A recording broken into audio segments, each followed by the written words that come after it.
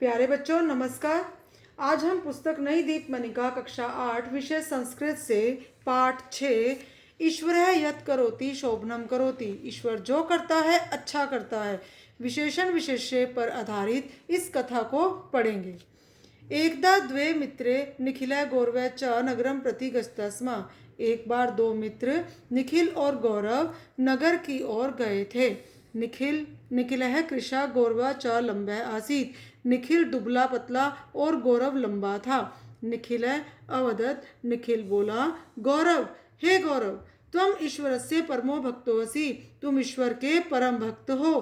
तस्य सर्वा रचना दोष रहिता इति मन्यसे, उसकी सभी रचनाओं को दोष रहित ऐसा मानते हो। परम अहम, परंतु मैं पश्यामी देखता हूँ, यद ईश्वरस्य कि ईश्वर की रचना सर्वथा सभी रचनाएं बिल्कुल ही त्रुटिपूर्ण गलतियों से भरी हुई हैं। इदम क्षेत्रम पश्य, इस खेत को ही देख लो। अस्मिन् क्षेत्रे कालिंदा नाम कूष्मांडा नाम च लता वर्तन्ते। इस खेत में तरबूज और पेठों की कई लताएं हैं। एता लता क्षीणा दुर्बला च सन्ति, यह सभी लताएं क्षीणा दुर्बला कमजोर और दुर्बल हैं।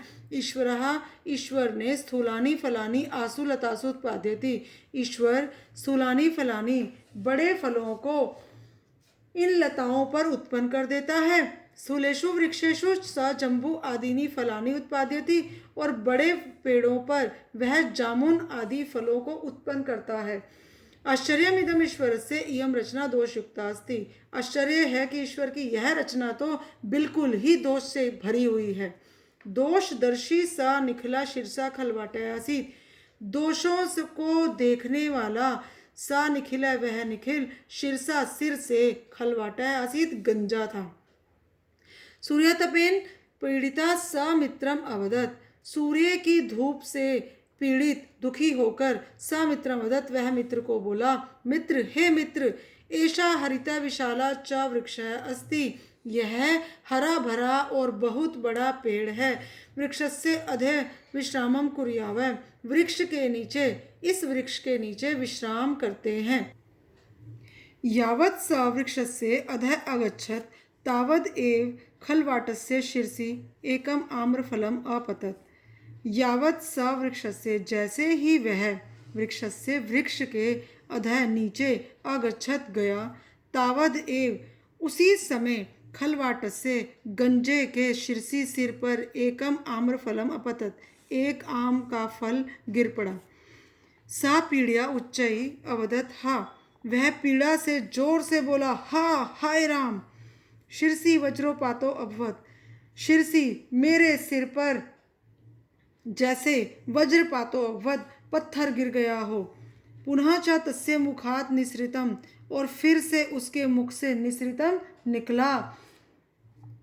प्रभो, हे ईश्वर, तब रचना सर्वथा दोषहीना अस्ति, तुम्हारी रचना बिल्कुल ही दोष रहित है। यदि कदाचित अस्मिन् वृक्षे कालिंदानी भवेयु तर्हि मम शिरा खंडशः भवेत्, यदि कभी इस समय इस वृक्ष पर तरबूज भवेयु होते तरही तो मम शिरा, मेरे सिर पर खंडशः भवेत, कह रहे कि ऐसा लगता जैसे किसी ने पत्थर ही फेंक दिया हो और मेरे सिर के टुकड़े हो जाते।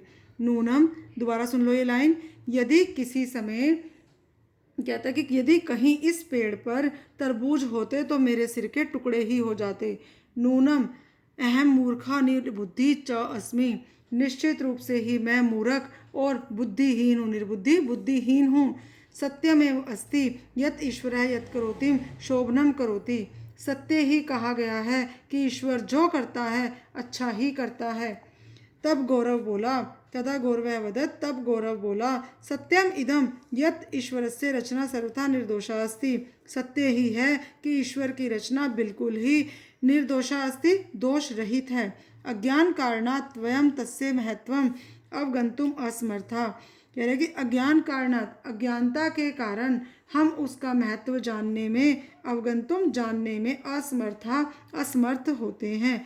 प्यारे बच्चों, इसमें जितने भी शब्द पिंक कलर के आए हुए हैं, ये सारे के सारे शब्द बच्चे आपके विशेषण और विशेष्य से संबंधित हैं।